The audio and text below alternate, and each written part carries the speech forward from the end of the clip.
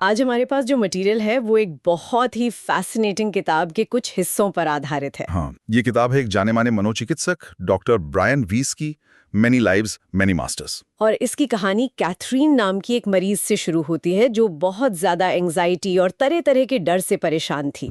जब सालों के कन्वेंशनल ट्रीटमेंट से भी कोई फायदा नहीं हुआ तो डॉक्टर वीस ने हिप्नोसिस का रास्ता चुना। हाँ, यानी सम्मोहन। और यहीं से मतलब पूरी कहानी ही पलट गई। बिल्कुल, क्योंकि हिप्नोसिस के दौरान कैथरीन अपने बचपन की किसी भूली हुई बात पर नहीं पहुंची, बल्कि वो पहुंच गई अपने पिछले जन्मों में। और ये कोई धुंधली यादें नहीं थी, है ना? बिल्कुल नहीं। वो उन जिंदगियों को पूरी तरह से जी रही थी। वहां के लोग, जगहें, आवाजें, यहाँ तक कि मौत का दर्द भी, सब कुछ एकदम असली था। और ये तो बस शुरुआत थी। हर मौत के बाद कैथरीन एक ऐसी अवस्था में पहुंच जाती थी जहां से कुछ बहुत ही गहरे और रहस्यमयी संदेश आने लगे। आज हम इसी सफर को समझने की कोशिश करेंगे कि कैसे एक मरीज के इलाज ने एक डॉक्टर के विज्ञान पर भरोसे को ही हिलाकर रख दिया। तो चलिए देखते हैं कि इन सेशंस में आखिर हुआ क्या था। पहले जो जिंदगी सामने आई वो काफी दर्दनाक थी। बहुत ज्यादा। कैथरीन ने खुद को प्राचीन एशिया में पाया। अच्छा।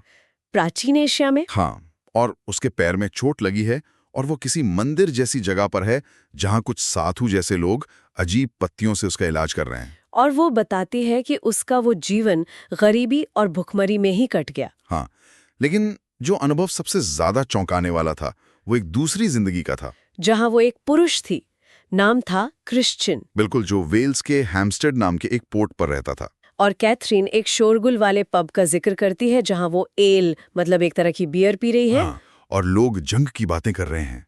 लेकिन यहाँ एक बहुत ही अजीब कनेक्शन सामने आता है। उसके एक सपने से जुड़ा हुआ है ना? हाँ, सेशन से ठीक पहले कैथरीन ने डॉक्टर को बताया था कि उसने एक सपना देखा था। क्या सपना था? कि उसके हाथ में एक मछली का लाल पंख धसा हुआ है। उसे इसका कोई मतलब समझ नहीं आया। मछली का लाल पंख, ये तो बड़ा अजीब है। बहुत। लेकिन हिप्नोसिस में जब क्रिश्चियन की कहानी आगे बढ़ती है तो वो एक जहाज पर होता है और बारूद भर रहा होता है, और तभी एक जोरदार धमाका होता है। और गर्म धातु के लाल गर्म टुकड़े उसके हाथ में आकर धस जाते हैं। एग्जैक्टली। अरे वाह! तो सपने का वो मछली का लाल पंख असल में ये गर्म धातु के टुकड़े थे। हाँ, ये कनेक्शन तो कमाल का है। मतलब क्या पिछले जन्म का कोई ट्रॉमा इस जन्म में सपनों के जरिए बाहर आ सकता है? यही इस किताब का एक सेंट्रल आइडिया है कि हमारे कई डर, फोबिया या यहाँ तक के शारीरिक दर्द जिनकी इस जिंदगी में कोई वजह नहीं मिलती, उनकी जड़ें शायद किसी पिछले जन्म के अनुभव में छिपी हो सकती हैं। पड़ता है। और कमाल की बात यह है कि उस सेशन में कैथरीन उस हार्ट अटैक के दर्द को फिजिकली महसूस कर रही थी। हाँ, उसकी सांसें उखड़ने लगी, उसे पसीना आने लगा। डॉक्टर वीस अपनी किताब में लिखते हैं कि वो खुद घबरा गए थे। जाहिर है, उन्हें लगा कि कहीं पिछले जन्म के हार्ट अटैक को दोबारा जीने से कैथरीन को इस जन्म में कोई नुकसान ना हो जाए। सोचिए एक डॉक्टर के लिए ये कितना मुश्किल होगा। बहुत। वो एक मनोवैज्ञानिक समस्या का इलाज कर रहा है और उसके सामने उसका मरीज एक ऐसी मौत का अनुभव कर रहा है जो सैकड़ों साल पहले हुई थी। और जब क्रिश्चियन की मौत हुई तब जाकर कैथरीन का शरीर शांत हुआ। हाँ, ये वो पल था जहां डॉक्टर वीस को लगा कि वो किसी बहुत ही अनजान और गहरे पानी में उतर चुके हैं। हर जीवन के अंत के बाद कुछ और भी अजीब होता था। हाँ, कैथरीन एक बहुत ही शांत अवस्था में पहुंच जाती थी। वो कहती थी कि उसे आजादी महसूस हो रही है, जैसे वो अंधेरे में तैर रही हो और दूर एक रोशनी दिख रही हो। उसने इसे इन बिटवीन स्टेट या बीच की अवस्था का नाम दिया, और यहीं से कहानी में असली रहस्य की एंट्री होती है। और वो क्या था? इसी अवस्था में कैथरीन के जरिए कुछ उच्चतर आत्माएं बोलने लगे। क्या मतलब? कैथरीन की आवाज बदल जाती थी और वो ऐसी बातें करती थीं जो ज्ञान और दर्शन से भरी होती थी। इन आत्माओं को मास्टर्स कहा गया। एक मिनट, ये थोड़ा ज्यादा नहीं हो गया? मतलब मास्टर्स? हाँ, यही शब्द इस्तेमाल किया गया है। तो क्या इसकी कोई और साइकोलॉजिकल एक्सप्लेनेशन हो सकती है? मतलब हो सकता है ये सब कैथरीन के मन की ही उपज हो? ये सवाल डॉक्टर वीस के मन में भी था। वो एक वैज्ञानिक थे, कोई आध्यात्मिक गुरु नहीं। तो फिर उन्होंने इस पर यकीन कैसे किया? दो बातों ने उन्हें सोचने पर मजबूर कर दिया। पहली, जब कैथरीन होश में आती थी तो उसे इन संदेशों के बारे में कुछ भी याद नहीं रहता था। कुछ भी नहीं? बिल्कुल नहीं। जब डॉक्टर ने उससे पूछा कि मास्टर्स का क्या मतलब है, तो उसने मजाक में कहा, शायद कोई गोल्फ टूर्नामेंट। अच्छा, और दूसरी बात? दूसरी और सबसे जरूरी बात थी इन संदेशों का कंटेंट।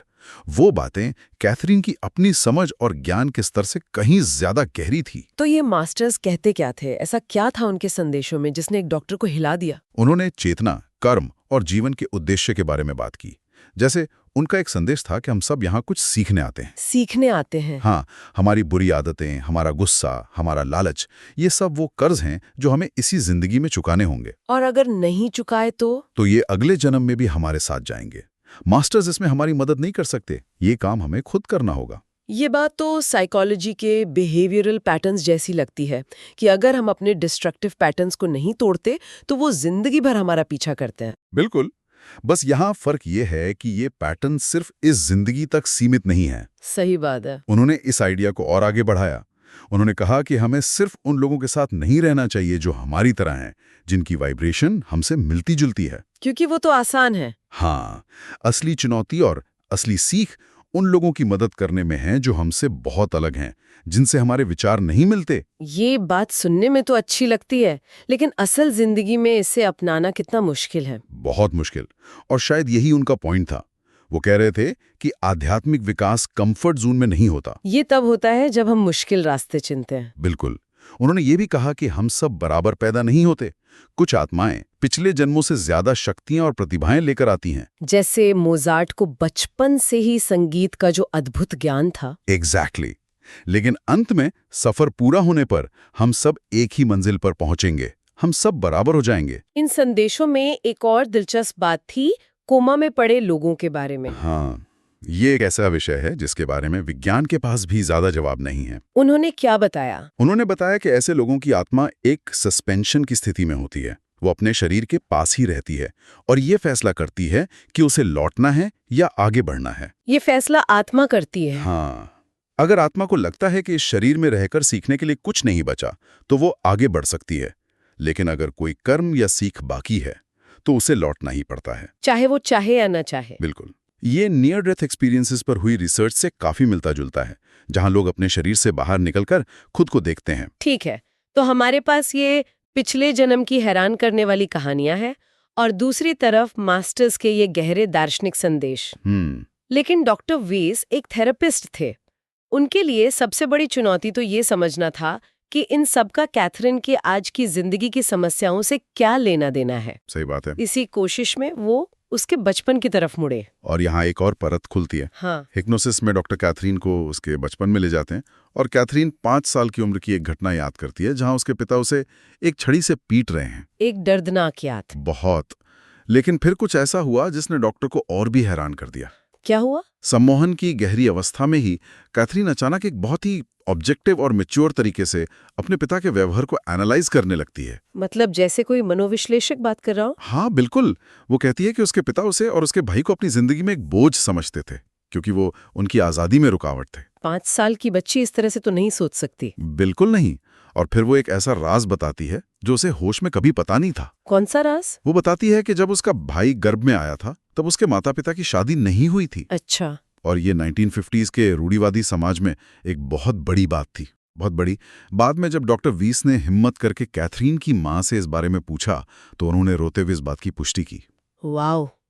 तो कैथरीन के अंदर कहीं ये जानकारी छिपी हुई थी जिसके बारे में उसे खुद भी नहीं पता था। हाँ। ये तो हायर सेल्फ या सुपर कॉन्शियस माइंड वाले कॉन्सेप्ट जैसा है, एक ऐसी चेतना जो हमारी रोजमर्रा की सोच से कहीं ज्यादा जानती है। यही वो मोड़ था जहां डॉक्टर वीस को पूरी तरह यकीन हो गया कि वो किसी आम साइकोलॉजिकल केस से नहीं जूझ रहे। उन्हें वेरीफाइबल इंफॉर्मेशन मिल रही थी। हाँ, ऐसी जानकारी जिसे कैथरीन किसी भी सामान्य तरीके से नहीं जान सकती थी। अब डॉक्टर उसके पिता के साथ उसके रिश्ते की जड़ तक पहुंचना चाहते थे। और उन्होंने कैथरीन को निर्देश दिया कि वो उस पिछले जीवन में जाए जो इस जन्म के रिश्ते से जुड़ा हो। हाँ, लेकिन जैसे ही उन्होंने ये कहा, मास्टर्स ने उन्हें रोक दिया। बिल्कुल। अचानक कैथरीन की आवाज फिर से बदल गई और मास्टर्स ने एक बहुत ही शक्तिशाली और गंभीर संदेश दिया। क्या कहा उन्होंने? उन्होंने कहा, हमें किसी की भी जिंदगी को समय से पहले खत्म करने का कोई अधिकार नहीं है, क्योंकि वे अपना कर्म पूरा करने आए हैं। सजा देना सिर्फ ईश्वर का काम है, हमारा नहीं। ये संदेश उस वक्त क्यों आया? डॉक्टर तो बस पिता पुत्री के रिश्ते को समझने की कोशिश कर रहे थे। शायद ये संदेश डॉक्टर के सवाल से ज्यादा गहरा था।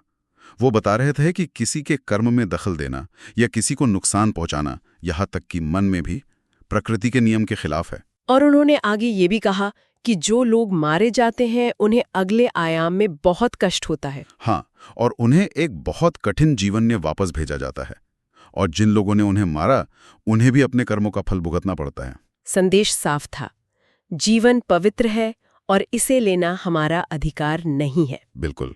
तो इन सेशंस के जरिए एक तरफ तो कैथरीन अपने उन डरों की वजह तक पहुंची जो पिछले जन्मों के ट्रॉमा से जुड़े थे, और दूसरी तरफ उसे अपने बचपन के घावों को समझने का भी मौका मिला। और इस सब के बीच डॉक्टर वीस को जीवन, मृत्यु और कर्म पर ऐसे पाठ मिल रहे थे जिनकी उन्होंने कभी उम्मीद नहीं की थी। और सबसे बड़ी बात, कैथरीन ठीक होने लगी। उसके फोबिया, उसकी एंजाइटी, सब कुछ बिना किसी दवा के तेजी से गायब होने लगा। तो डॉक्टर वीस के लिए एक पैराडॉक्स था। हाँ, एक वैज्ञानिक के तौर पर उनकी पूरी ट्रेनिंग उन्हें इन बातों को खारिज करने के लिए कह रही थी, लेकिन एक डॉक्टर के तौर पर वो अपने सामने हो रहे चमत्कार को नकार नहीं सकते थे। वो एक मरीज का इलाज कर रहे थे, पर लग रहा था कि मरीज के जरिए उन्हें कुछ सिखाया जा रहा था। बिल्कुल। ये पूरी कहानी एक बहुत बड़े सवाल पर आकर खत्म होती है। लेखक ने कैथरीन के अंदर एक सुपर कॉन्शियस या अति चेतन मन की बात की है। हाँ। जो मशहूर मनोविश्लेषक कार्ल यंग के कलेक्टिव अनकॉन्शियस यानी सामूहिक अचेतन के विचार जैसा है। एक ऐसा मानसिक स्तर जो सिर्फ हमारी व्यक्तिगत यादों तक सीमित नहीं, तो पूरी मानवता के ज्ञान और अनुभवों के सागर से जुड़ा हो। युंग का मानना था कि हमारे मन की गहराई में हम सब एक दूसरे से जुड़े हुए हैं। तो कैथरीन के अनुभव इसी तरफ इशारा करते हैं कि शायद हमारा मन एक आइसबर्ग की तरह है। बिल्कुल। जो हम जानते हैं वो बस सतह पर दिखने वाला छोटा सा हिस्सा है। असली ज्ञान और रहस्य तो सतह के नीचे उस विशाल हिस्से में छिपा है। तो ये हमें इस सोच के साथ छोड़ जाता है, अगर एक साधारण इंसान के मन की गहराइयों में पूरे ब्रह्मांड का ज्ञान, कई जन्मों की यादें और इतनी गहरी समझ छिपी हो सकती है, तो हम सब के अंदर, हमारी रोजमर्रा की चेतना के ठीक नीचे और क्या-क्या अनकहे राज दफन होंगे।